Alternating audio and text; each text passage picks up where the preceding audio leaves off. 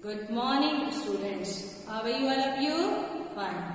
Whatever I sent the videos, I hope you watched the videos. Now, today we are going to start a new chapter, that is your chapter 9, obtaining and utilizing food. So, in this chapter, we discuss about how we can obtain the food and how we utilize that food. So, all living beings need food to carry out the basic activities of life. All living beings need food to carry out the basic activities of life.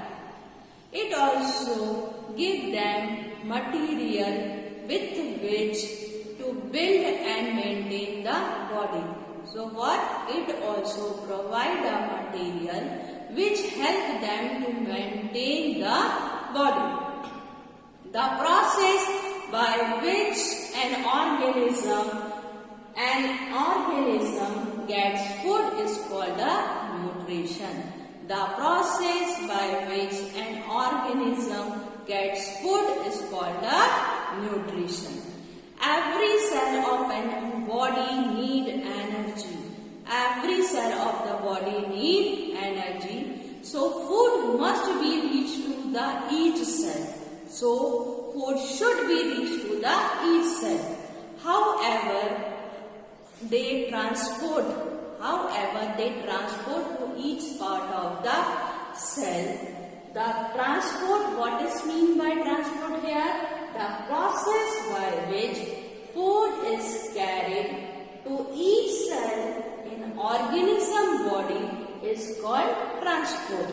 Means previous classes when you are in small you learned about the means of the transport, which carry the good thing from one place to another. Same it is in here. It carry the energy from one cell to another cell. Now, every cell required the energy. So, here there is an important function of oxygen also.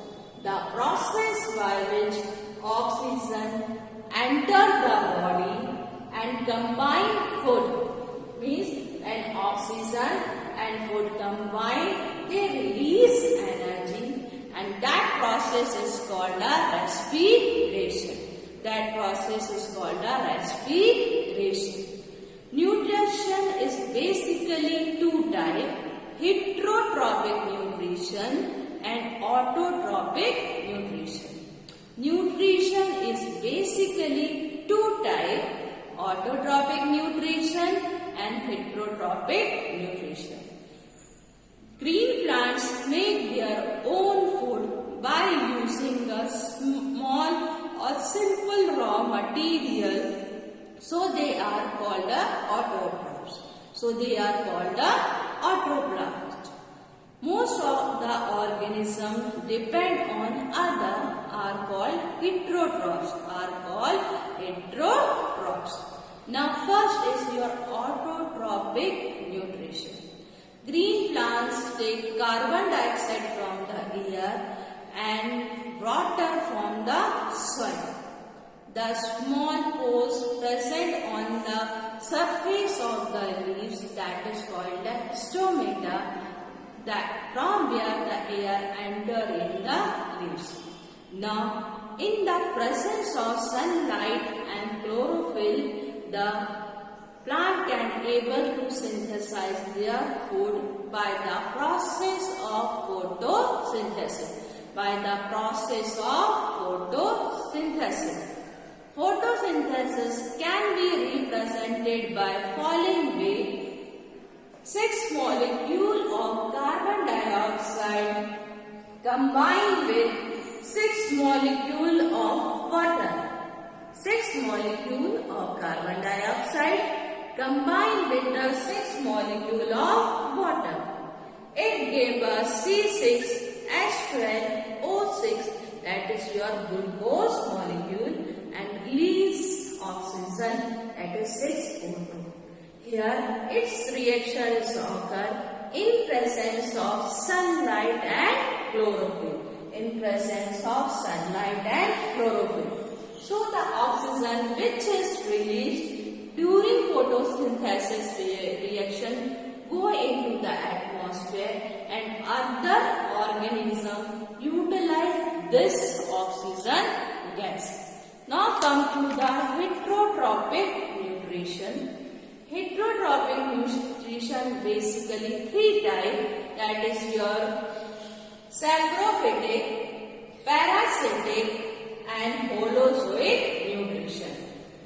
Which one? Saprophytic, parasitic and holozoic nutrition. Now first is your saprophytic nutrition, organism which feed on dead and decaying organic matter. Organism which feed on dead and decaying organic matter is called saprophyte, or we call as saprotrophs. So mostly the fungus are the saprophytes. Mostly the fungus are saprophytic. Now next is your parasitic mode of nutrition. Parasite live inside or an organism draw nutrition from it. Means parasite can be live outside the host or inside the host. Now what is mean by host? The organism on which a parasite lives, and the organism on which parasite lives is called a host. For example, lice and ticks. Lice and ticks which lives on the body of animals. Lice and tick which live on the body of animal. Some tapeworms, pinworms and hookworm which live in the intestine of the animals, including human. Some bacteria and fungi are parasitic also. So, many parasitic diseases occur in plants and animals. So parasite live inside the host as well as outside the host. Some plants also parasitic in nature. The common parasitic plant is dodder plant. That is dodder plant, commonly called amargam. It is long, yellowish, thread-like stem twine around the plants and draw the nutrition from them. Some plants like mistol are partial parasite. So saprophytic nutrition means those organisms which take the nutrition from dead and decaying organic matter. Parasitic live inside and outside the host of an organism. Last is your holozoic type of nutrition. Holozoic type of nutrition feed on means other organism and it involved various steps. First is your ingestion. First step is your ingestion, means taking in of food. To take in food. Second, digestion. Second step is your digestion. The process of breaking down food molecule into a simple one. Means here the complex food molecules is broken down into a simple one. Second one, next one is your absorption. Is the process in which digested food enter in the blood. The third step is your absorption, in which the digested food enter the blood. The next step is your assimilation. The next step is your assimilation. Is the process by which the food carried by the blood is utilized by the body. Food carried by the blood and utilized by the body. Then last step is egestion. Last step is your egestion. Is the process by which undigested food is thrown out of the body. So there are the various steps involved in the Holozoic type of nutrition. Depending on the types of food habit, Holozoic animals